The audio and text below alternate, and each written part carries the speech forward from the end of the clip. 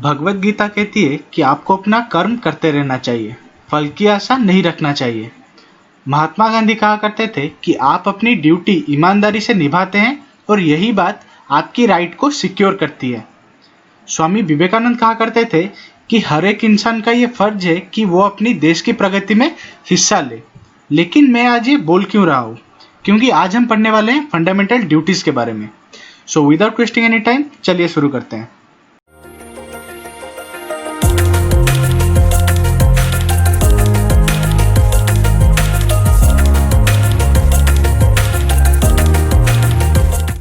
आपने ये जरूर सुना होगा कि with great power comes great responsibility, but have you ever heard of something like with rights come duties?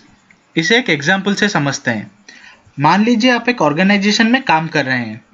वहाँ से आप जो सैलरी ड्रॉ करते हैं वो आपका अधिकार है, लेकिन उस सैलरी को पाने के लिए आप कुछ ड्यूटी भी निभाते हैं। बिना ड्यूटी के आपको कोई सैलरी भी नहीं देगा। इसी तरह राइट्स एंजॉय करने के लिए हमें कुछ ड्यूटीज भी निभानी पड़ती है। हमारी जो कॉन्स्टिट्यूएंट असेंबली थी, उन्होंने हमें बहुत सारे अधिकार दिए थे, लेकिन उन्होंने हमारे ड्यूटी के बारे में कुछ भी असाइन नहीं किया था। Fundamental duties are inspired from the constitution of USSR and they are non justiciable in nature. जब इंदिरा गांधी की सरकार आई तो उन्हें यह एहसास हुआ कि देश के जनताओं को अपनी ड्यूटीज के बारे में कोई भी ख्याल नहीं है। इसीलिए उन्होंने अपॉइंट किया स्वरण सिंह कमेटी का, जिनके रिकमेंडेशन के बाद 42nd अमेंडमेंट एक्ट के तहत हमारे संविधान में 10 फंडामेंटल ड्यूटीज ऐड किए गए। फिर 86th अमेंडमेंट एक्ट में एक और फंडामेंटल ड्यूटी ऐड किया गया और ऐसे कुल मिला के 11 फंडामेंटल ड्यूटीज हो गई हमारे कॉन्स्टिट्यूशन में। स्वरण सिंह कमेटी के कुछ रिकमेंडेशन गवर्नमेंट ने रिजेक्ट भी कर लिए थे। वो क्या क्या थे? The Parliament may provide for the imposition of penalty for non-compliance with or refusal to observe any duties। इसका मतलब यह है कि अगर आप अपनी ड्यूटी नहीं निभाते हैं तो पार्लियामेंट चाहे तो आपके ऊपर कोई भी फाइन या फिर पनिशमेंट लगा सकती है, लेकिन गवर्नमेंट ने इसे रिजेक्ट कर लिया था। फिर आती है the penalties can't be questioned in any court. जो पेनल्टी पार्लियामेंट लगाएगी, you can not question that in any court. फिर आती है ड्यूटी टू पे टैक्सेस। स्वरण सिंह कमेटी ने यह बोला था कि टैक्स देना भी एक फंडामेंटल ड्यूटी होना चाहिए, लेकिन गवर्नमेंट ने उसे भी रिजेक्ट कर दिया था। अब हम आते हैं फंडामेंटल ड्यूटीज पे। जो पहला फंडामेंटल ड्यूटी है वो ये कहता है to abide by the constitution and respect its ideals and institutions, the national flag and the national anthem. हमें हमारा संविधान और नेशनल फ्लैग को और नेशनल एंथम को रिस्पेक्ट करना चाहिए। कॉन्स्टिट्यूशन में जो भी आइडियल्स और इंस्टीट्यूशंस हैं उन्हें हमें रिस्पेक्ट करना चाहिए। सेकेंड फंडामेंटल ड्यूटी कहता है to cherish and follow the noble ideals which inspired our national struggle for freedom. हमारा जो फ्रीडम स्ट्रगल था वो जिस आइडिया के बलबूते पे चला था उसे हमें फॉलो करते रहना चाहिए, जैसे कि अहिंसा, सत्याग्रह, इन सब आइडियल्स को हमें फॉलो करते रहना चाहिए। फिर आता है to uphold and protect the sovereignty, unity and integrity of India. आपके मन में एक सवाल आ सकता है कि क्या हमें फंडामेंटल ड्यूटीज सारे याद करने हैं? नहीं, आपको सिर्फ कीवर्ड्स याद करने होंगे।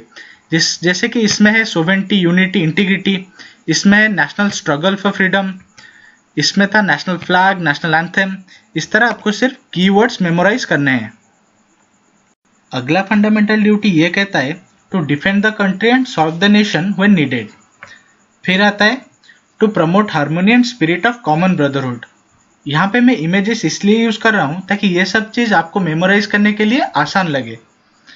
अगला फंडामेंटल ड्यूटी कहता है to value and preserve rich heritage of our composite culture. उसके बाद आता है protect and improve the national environment. फिर आता है develop scientific temper, humanism and spirit of inquiry. उसके बाद आता है safeguard of public property and to abjure violence. जितने भी पब्लिक प्रॉपर्टीज है उसे हमें सेफ रखना है और वायलेंस से जितना हो सके दूर रहना है। फिर आता है strive towards excellence in all spheres, यानी कि एक ह्यूमन बीइंग के जितने भी डेवलपमेंटल एस्पेक्ट होते हैं, जैसे कि intellectual development, physical development, values और मोरल्स, इन सारे स्फीयर में भी डेवलपमेंट, इन सारे स्फीयर में डेवलपमेंट के तरफ हमें स्ट्राइव करते रहना चाहिए।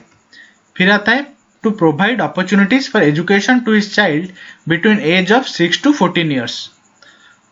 अब हम सारे फंडामेंटल ड्यूटीज को एक बार और देख लेते हैं.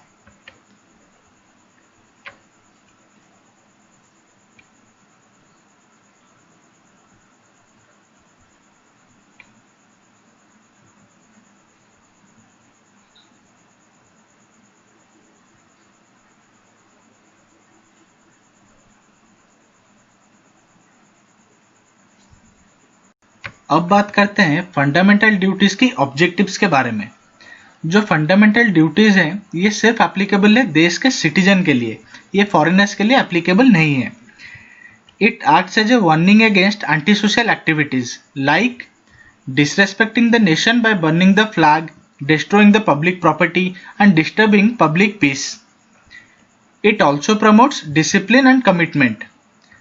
It helps in realizing national goals by the active participation of citizens rather than just being a mere spectator. It also helps in determining constitutionality of a law. अगर कोई भी लॉ फंडामेंटल ड्यूटी को force देता है या फिर उसे जोड़ देता है तो उसकी कॉन्स्टिट्यूशनलिटी बढ़ जाती है. अब आते हैं फंडामेंटल ड्यूटी से रिलेटेड कुछ मेजर केसेस पे. जो पहला केस है वो ये है MC Mehta versus union of India 1988. मैंने अभी आपको बताया कि ये एक फंडामेंटल ड्यूटी है to protect the natural environment, और इस केस में कंप्लेन ये था कि neither the government not the people are giving adequate attention to stop the pollution of river Ganga. फिर सुप्रीम कोर्ट ने ये डिसाइड किया कि ये एक ड्यूटी बनता है सेंट्रल गवर्नमेंट की कि लोगों को इसके बारे में अवेयर करे.